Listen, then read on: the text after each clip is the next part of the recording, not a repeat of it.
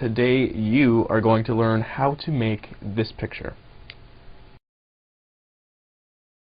Whoa. Now the first thing you're going to need are some battery operated Christmas lights. These are also known as fairy lights. They come in different sizes and different colors. Here's a blue one, and you can see that there's just a bunch of LEDs on the end of a cord. Now those are blue ones. And actually the wire is not that long on them. So what we're going to have to do, here's another one here, is we're going to have to take speaker wire and extend the cord so we have all the lights bundled up at the end of the cord. And now right here, in order to get different colors, you can get white LEDs and then place flash gels over them. Just color gels. So here's a red one and a blue one. So once you've got all that done, you got your battery operated fairy lights, you've extended the cord to make it longer. There'll be a video about how to do this down below in the description.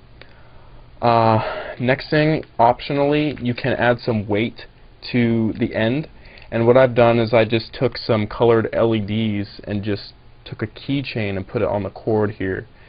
And so if I wanted to, I could turn on some extra LEDs, but right now I'm just using that as a weight just to make it so I can spin it easier. So in order to take the actual picture, what we're going to have to do is start spinning this cord around in our hand, and while we're spinning it, try to keep your elbow on your body, have it at a 90-degree angle where it's stationary, and also keep your hand as still as possible while you're spinning it.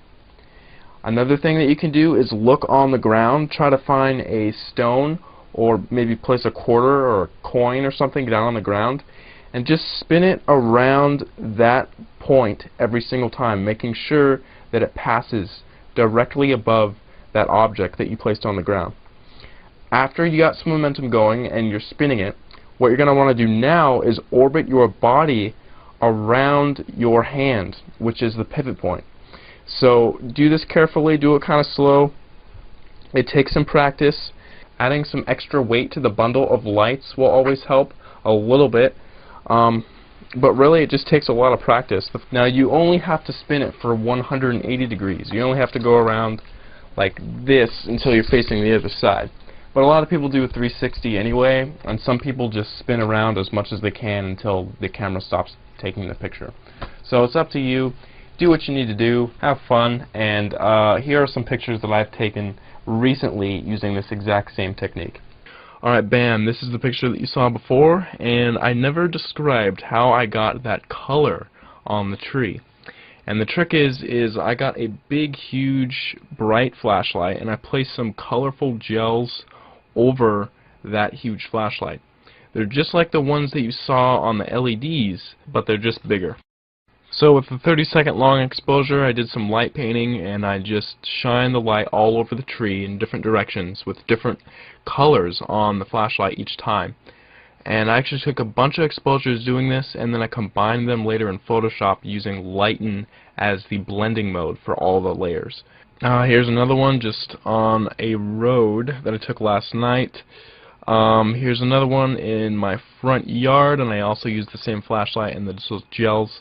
This one is outside on the road, and I froze myself using a flash to get that effect. And this one was taken very early dawn when the sun was just about coming up, so that's why it kind of looks like daytime, but it was still dark enough that I could still get the long exposure of the orb. So you're going to have to wake up around 5 a.m. to get shots like this, but I was all up the entire night anyway taking these orb shots, so. This one I took last night, and I actually got a trail of a car going down the road, and it went through the orb I made.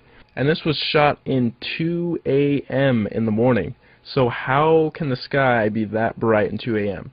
Well, it wasn't. I actually made it appear to be brighter in the camera by making the exposure very long, raising the ISO, and opening up the aperture value. So I think it was probably around 30 seconds, f2.8, ISO 800 or something like that.